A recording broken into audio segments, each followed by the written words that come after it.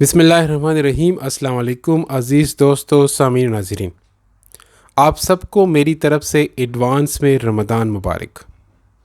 میری دعا ہے کہ یہ رمضان ہم سب کے لیے ڈھیر ساری برکتوں، صحت و تندرستی اور جنت میں جانے کا ذریعہ بنے۔ آج اس ویڈیو میں ہم جانیں گے کہ رمضان کے اس بابرکت مہینے میں ہم پورے مہینے کے روزے بھی رکھیں، وزن بھی زیادہ نہ ہو اور بھوک و پیاس کی شدت بھی کم لگے، تو ہمیں اس کے لیے کیا کرنا ہوگا۔ نمبر 1، سحری اور افطاری میں پھل اور سبزیوں کا زیادہ استعمال کریں، کیونکہ ان کے اندر پانی کی مقدار بھی زیادہ ہوتی ہے، جس سے آپ کو دن بھر میں پیاس بھی کم لگے گی، اور ساتھ میں پھل اور سبزیوں کی صورت میں فائبرز بھی ملتے ہیں جو دن بھر میں بھوک کی شدت کو کم کرنے میں مدد دیتی ہے۔ نمبر 2، دن بھر میں نمک کی مقدار 2300 ملی گرام سے زیادہ نہیں ہونی چاہیے، کیونکہ زیادہ نمک استعمال کرنا بھی ٹھیک نہیں ہے اور کم نمک بھی ٹھیک نہیں ہے۔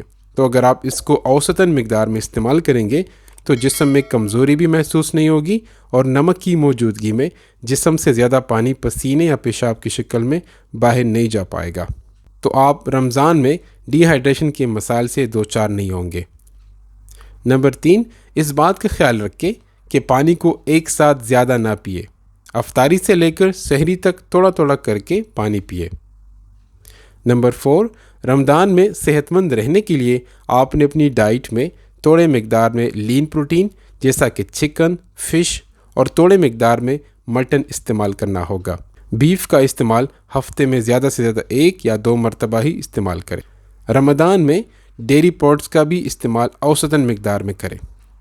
چائے، کافی سحری کے ٹائم استعمال کرنے کی بجائے گرین ٹی کا ہی استعمال کریں، تاکہ دن بھر میں آپ کو پیاس بھی نہ لگے۔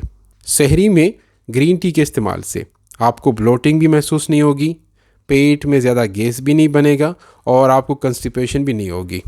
اچار استعمال کرنے کی بجائے گھر میں پودینہ اور ٹماٹر کی چٹنی سے توازن کریں۔ ہاں، یاد رکھیں کہ افطاری کے بعد کم از کم 15 سے لے کر 20 منٹ تک واک کرنا ضروری ہے۔